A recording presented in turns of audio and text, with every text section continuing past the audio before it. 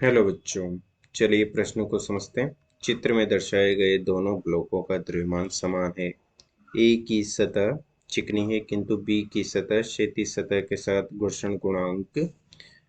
0.10 है। प्रारंभ में बी स्थिर है तथा ए इसकी ओर 10 मीटर प्रति सेकंड की चाल से चल रहा है।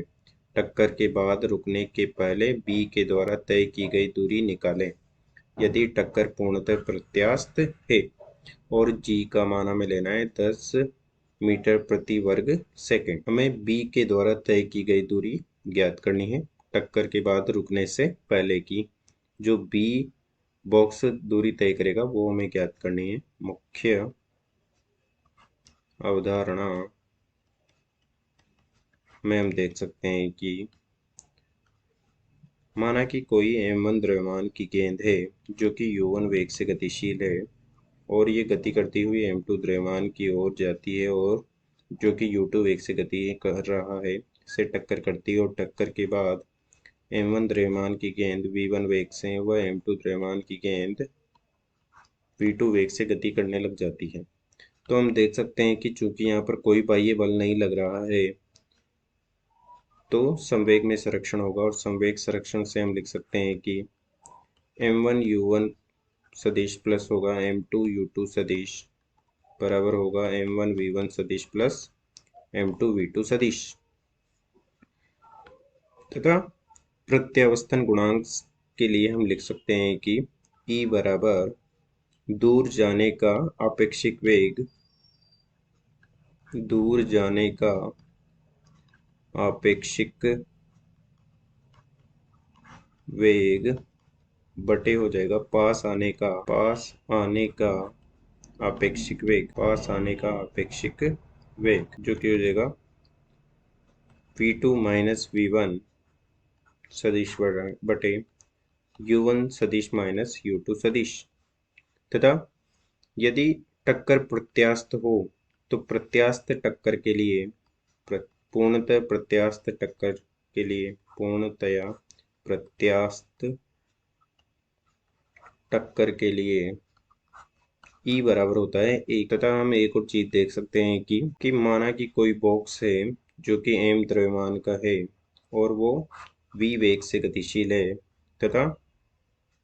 फर्श पर घर्षण लग रहा है और घर्षण के कारण वो कुछ दूरी के बाद रुक जाता है। तो हम देख सकते हैं कि उसका वेग v शून्य हो जाता है बाद में। तो उसकी ये गतिज ऊर्जा इस घर्षण बल के विरुद्ध कार्य करने में खर्च हो जाती है। तो इसे हम इस प्रकार से देख सकते हैं कि 1/2 m 0 अर्थात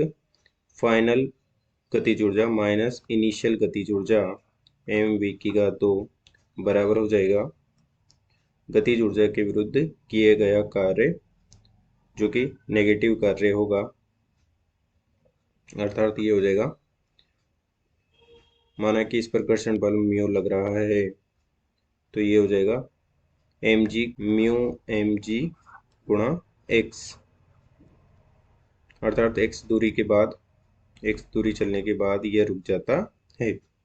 और इस पर म्यू घर्षण गुणांक लग रहा है। तो इस प्रकार से हम ज्ञात कर सकते हैं कि गतिज ऊर्जा में जो हानि हुई है या गतिज ऊर्जा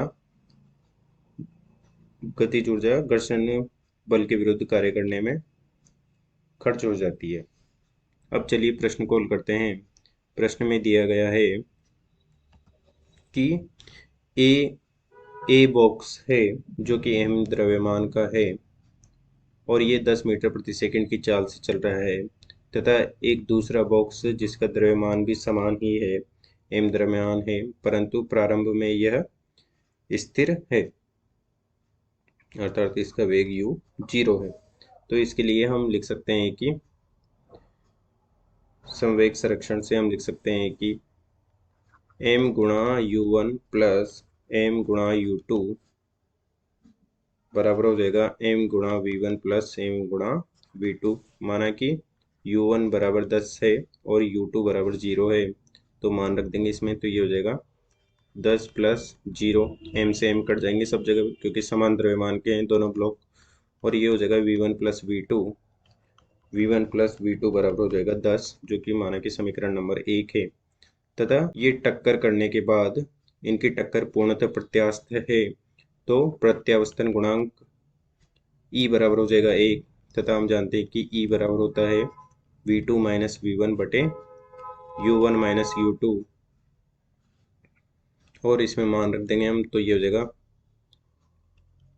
1 बराबर V2 माइनस V1 बटे U1 का मान है 10 और U2 का मान है 0, तो ये हट जाएगा और ये हो जाएगा V1 माइनस V2 बराबर हो जाएगा -10, और ये हो जाएगा समीकरण नंबर 2। तो समीकरण नंबर 1 व 2 से हम लिख सकते हैं कि 1 व 2 से हम लिख सकते हैं कि V2 बराबर हो जाएगा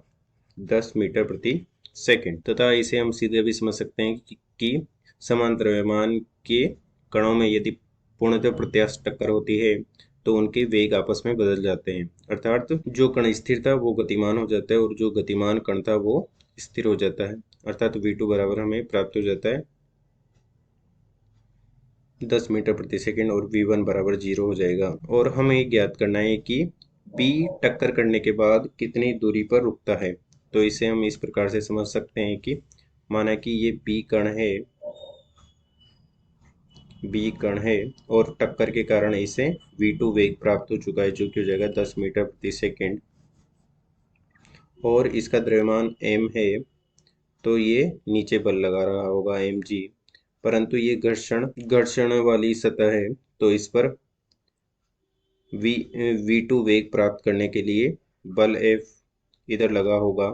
तो इस पर घर्षण बल विपरीत दिशा में लगेगा, जो कि हो जाएगा mg म्यू, और माना कि ये s दूरी के बाद रुक जाता है, अर्थात